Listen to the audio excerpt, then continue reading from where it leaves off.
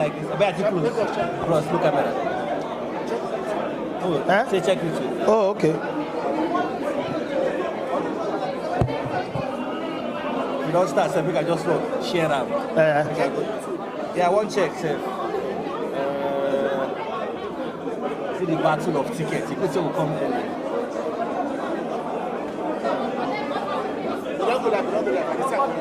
Yeah, they come. Okay, so let me share it on my timeline. We are. 1 second. 1 second, I won't share it for my timeline. Yeah, I won't share it for my timeline. Just 1 second. All I say now goes in.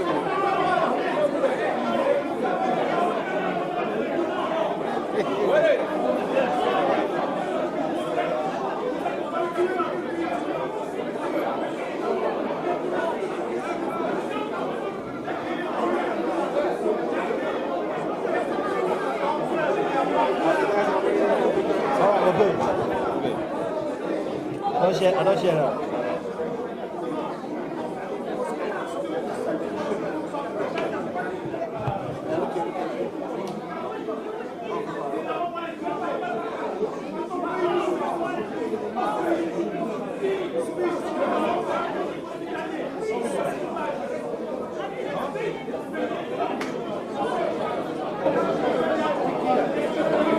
If you're ready, can oh, bros, how are you? We're ready.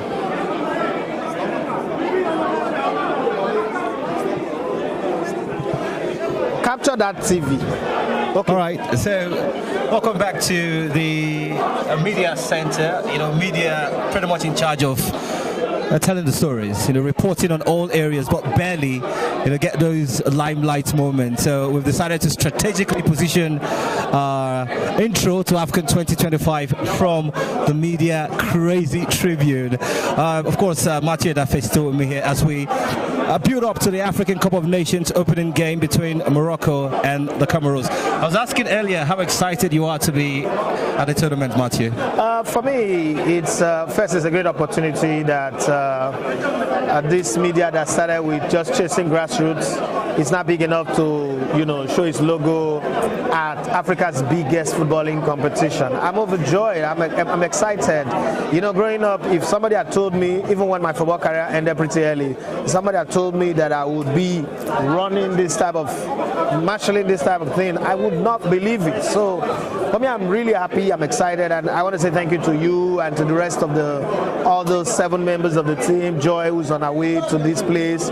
Thank you for believing in my vision, in my dream, and being loyal enough to want to go with it, because it's not about money, it's not about anything, it's just the love that you have for the brand. And the fact that we're here, the African Nations Cup that measured in the same breath with the Qatar World Cup, it's a great thing. And I mean, from the noise you hear in the background, the media presence alone is just like the entire crowd, fans that are supposed to come into the stadium. So I'm very happy, I'm excited, and honestly, I'm close to tears. I'm just manning up, but it's one of those moments in your life when you say to yourself, Namibia this, you know, as we say in Warri, Namibia this, like, is this really happening? The only thing that probably in this story that is missing is my mom is not here to see what our little boy, she used to call me Didi, that's my dad's nickname anyway. The combination of his 2 initials, and that is Diamond and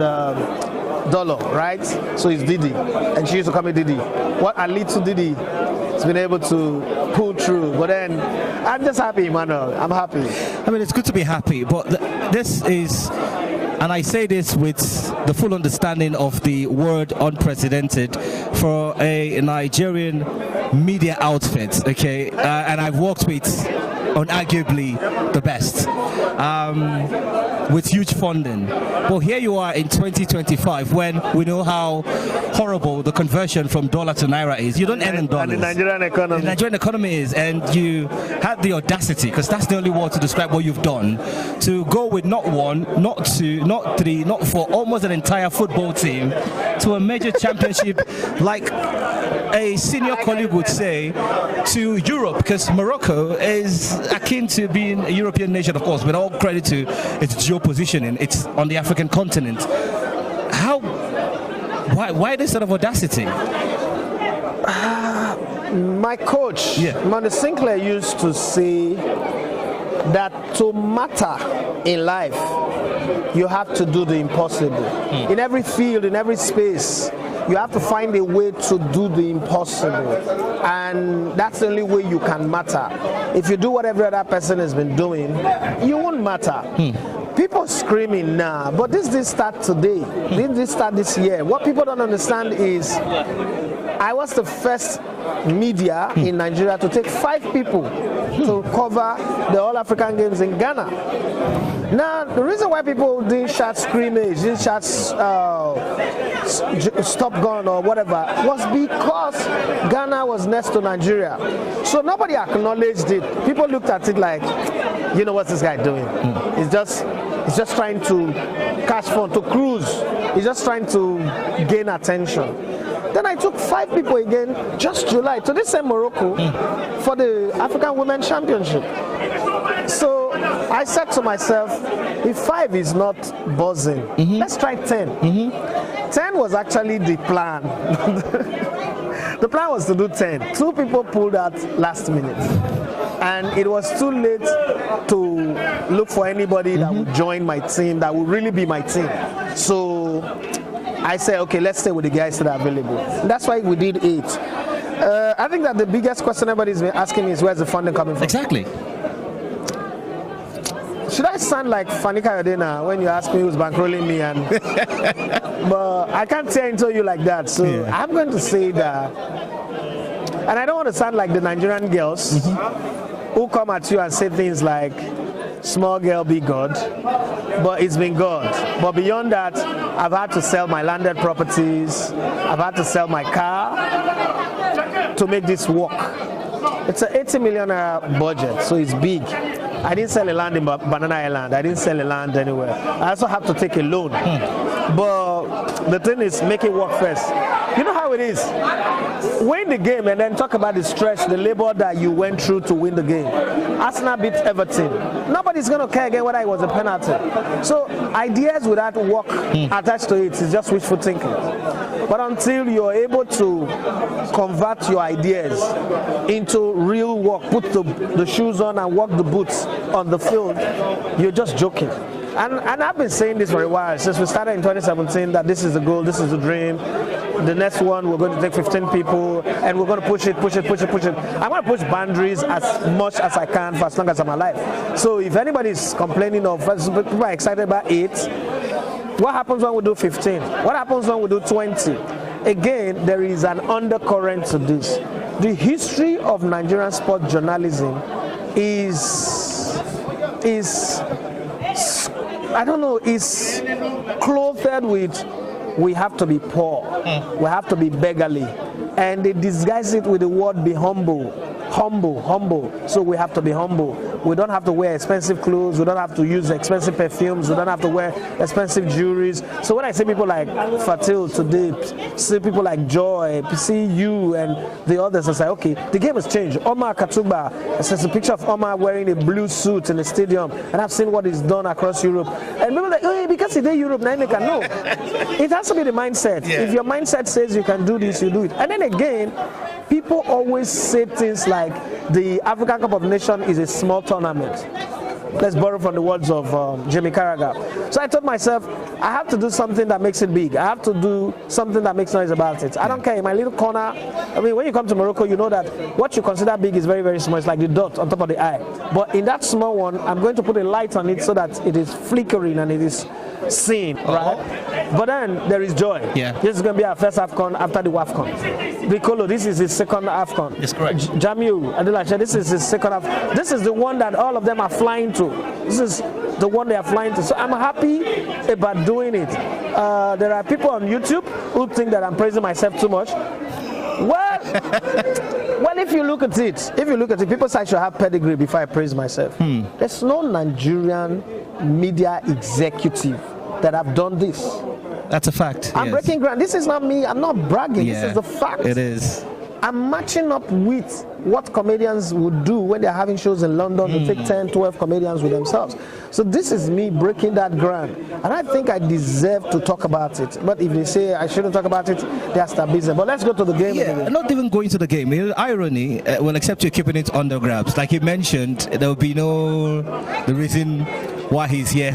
No one is bankrolling him. His sacrifice, personal resources, to have this dream come alive. So if you brag, I think it's sufficient. Maybe someday I'll tell a story about myself and Mathieu Dafe. We've come a long way. We have come a long way. And when I saw the opportunity to be part of this, I was like, nah, they say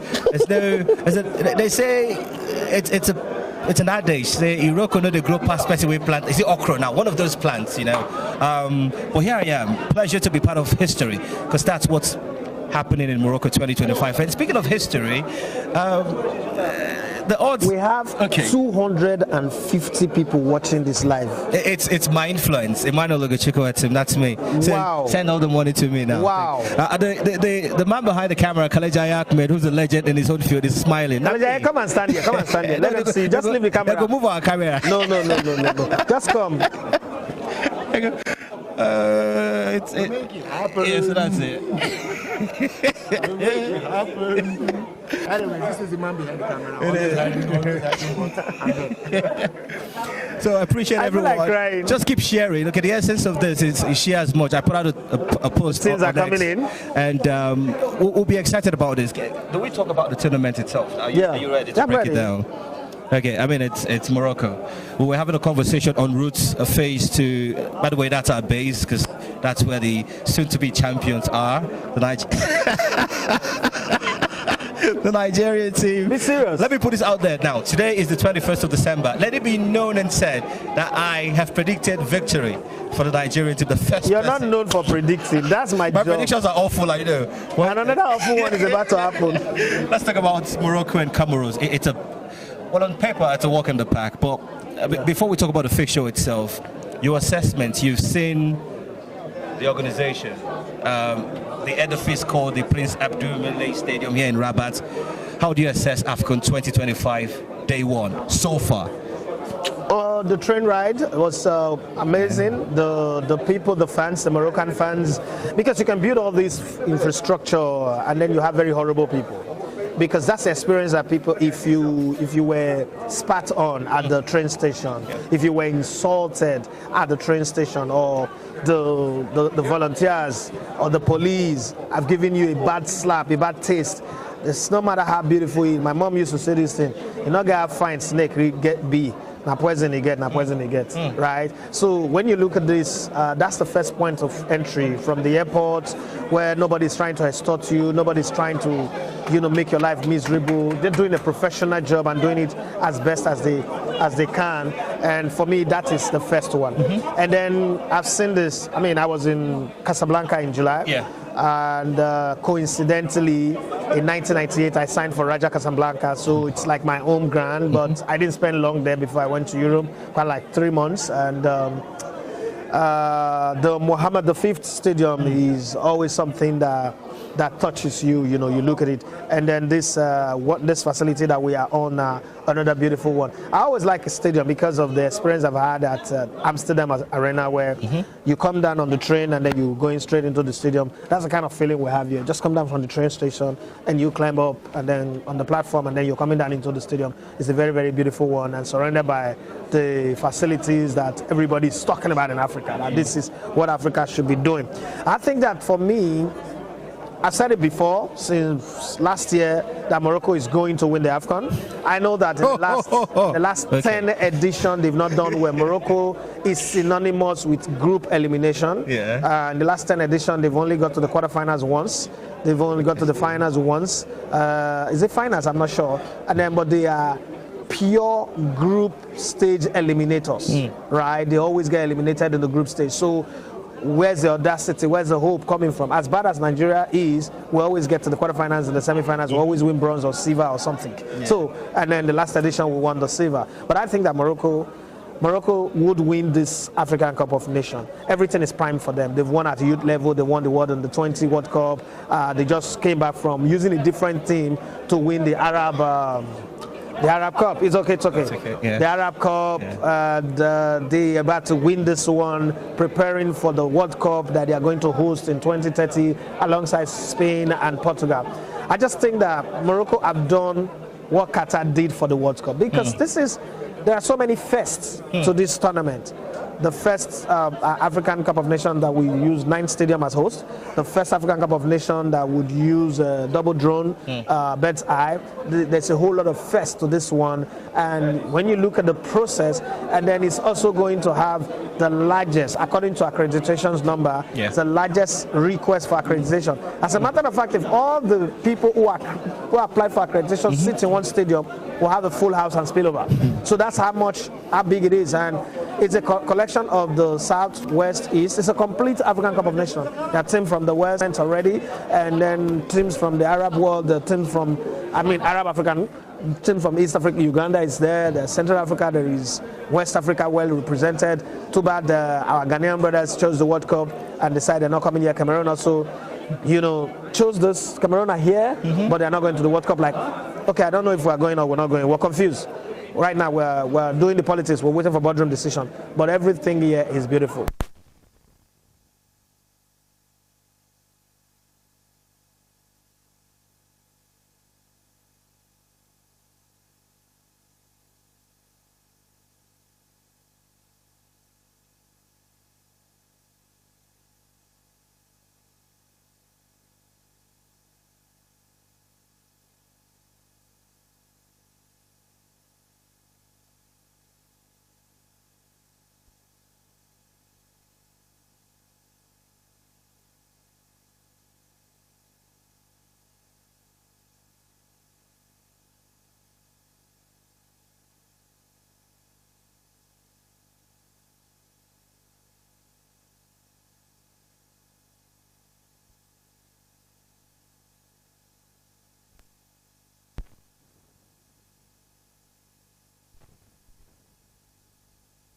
In 2010. Correct. Right. Yeah. And Egypt, I'm not going to mention Egypt because, to be very honest with you, Egypt had the capacity to do this 10 times more. Same with Algeria, same with Tunisia. But it shouldn't just be with South Africa and then North Africa. It should happen in the east of Africa. That's why I'm happy that the next Afcon is happening in Uganda, Tanzania, and Kenya. Let's see what they can do. But to announce this ahead, to say this ahead, please, Kenya, Tanzania, and Uganda, don't repeat what happened in Chan. What is a World Cup without proper internet? What is the Nations Cup, the African Cup of Nations, without proper internet? The Chan, the internet was horrible. We don't want that. Here, we're streaming live with the stadium Wi-Fi. We're streaming live with the stadium Wi-Fi. We decided to stop using our own. We're trying to experiment, by the way. It's not as if we do not have ours. We have our own, but we say, okay, let's experiment so that we can measure, we can put the metrics to certain so when we talk about this, how was their internet, how was their reception, how was their food, how was everything, and then we're on that space, and it's nice. Seeing a lot of Nigerian sports content creators. Tosin is right behind me. Chelsea fans don't like him, but I love him. So I'm taking him unawares, and he's here. Another one. And then the mainstream media, the linear media, the main media are not as represented as those of us who they say we're charlatans, we are disruptors. We're really disruptors, but we're doing it the right way. Tosin, how's the experience been for you from your flight down to this place? How's it been for you? Well, it's been hectic, but it's been a very, very good experience. The most important thing for me is adjusting to the language. And all of us. It's not for you alone. No. When they taught us French language in school, I was chasing Amina. I should have. Once I heard Jomape Amina, I said, "Where's Amina?" I was chasing skirts. I should have paid more attention. Look at my life now. French when I was in school. The weather also. I think the weather is... No, say the weather in Fez. There was a diabolical weather in Fez. Yeah, so when I arrived, I went to Casablanca. So in Casablanca, it was very, very cold. Very, very cold. But the people in Casablanca are warning me that when I get to Fez, I will experience a new level of being cold. So, but it's fine. We are here to represent Nigeria at the Afcon, and we are hoping we could do a very, very good job. He's saying Morocco will be champions. Do you share that sentiment? I think he would share my sentiment. I think my boss here is very, very correct. I think Morocco. This man said Nigeria will win it. No. So here is as Nigerians, we have to root for Nigeria. Yeah, we're rooting for Nigeria. We have to root for Nigeria, but here's the thing: Morocco have a very, very solid team. There are a lot of teams that are very, very solid. Their team B won the Arab game. But Morocco has a very, very solid team. The second thing about Morocco is that they have every advantage. They have the weather advantage, they have the home crowd advantage, and playing on these pitches. And CAF can even say thank you for bailing us out for the last 10 years. and obviously, we may never know. They may get the support from the referees and CAF, so they have every advantage at this tournament. So I didn't say that. Thank you. The only responsible for that. Good to see you, man. Thanks. By the way, in a bit of definition, what Matthew and Tosi have said is called match fixing. CAF isn't. That's not what we said. That's what it means. Okay? No, that's not what we said. If CAF could help Morocco, they're trying to say CAF. The CAF I know under the current tenure of South African Patrice Motsepe. Disclaimer, that's not what we said. Okay, right. This man That's is trying to use British style to put us into trouble. You asked the me way to do British this will show. behave. All right, so let's just. Okay, do it. Okay, good. So. But don't send me to jail. No, you won't. If you will come there, we'll bring peace, as they say, for you. Well, then again, you've spoken highly of the organization, which is not surprising. You called it there's a word you use, preparatory tournament for the World Cup. Yeah. But we'll talk about the World Cup much later. Today, though, for the tiny island of Comoros, aside from one journalist I know who's rooting for them to win, I'm not going to unveil the identity of the journalist. Should I say? No, it's just one journalist. Do you think they stand a chance, Matthew, against not just the host nation, like you've rightly mentioned, like Tosi corroborated, a country with arguably the best structure to win a tournament? Do you think they stand a chance, Comoros? So football do have surprises. Okay. Let's not delude ourselves and say the big team must win. Yeah. Football has never been like that. Growing up in 1990, when Cameroon beat Maradona's led Argentina at the Italian World Cup, nobody wrote that script. When Senegal played against France in 2002, the team that France brought to 2002 had just won the World Cup. No, apart from that, had more quality players than the team that won it in 1998. So this team that was coming to defend it had Djibril Cissé, who was the top goal scorer in the French league. Thierry Henry, top goal scorer, top assist giver in the English Premier League.